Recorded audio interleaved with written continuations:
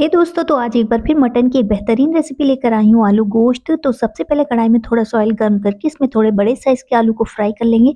आलू में ना थोड़ी-सी हल्दी, नमक की कोटिंग करेंगे, जिससे फ्राई होने के बाद इसमें एक अच्छा-सा कलर आ जाएगा। अब थोड़ा ऑयल और लेंगे, इसमें कुछ खड़े मसाले, सूखी लाल मिर्च, तेजपत्ता और स्लाइस की हुई प्याज़ को गोल्डन ब्राउन करेंगे। इसके बाद लहसुन अदरक का पेस्ट 3 चम्मच लिया है, जिसमें मैंने हरी मिर्च और ज़ीरे को भी ऐड कर लिया था, इसका पेस्ट बना लिया था। मसाला भून जाए उसके बाद ऐड करेंगे कुछ ड्राई स्पाइसेस, धनिया पाउडर, लाल मिर्च पाउडर, हल्दी पाउडर, थोड़ा भूनेंगे। फिर टमाटर, उसके ऊपर नमक डाल के थोड़ा सा पानी डालकर टमाटर को सॉफ्ट करेंगे। अब हाफ के जी मटन को वॉश करके अच्छे से कढ़ाई में डालकर मसालों में अच्छी तरह से पहले खोल कर भूनेंगे। 1 गिलास पानी डालकर 10 मिनट के लिए हाई फ्लेम पर, फिर 15 मिनट के लिए मीडियम फ्लेम पर पकाएंगे।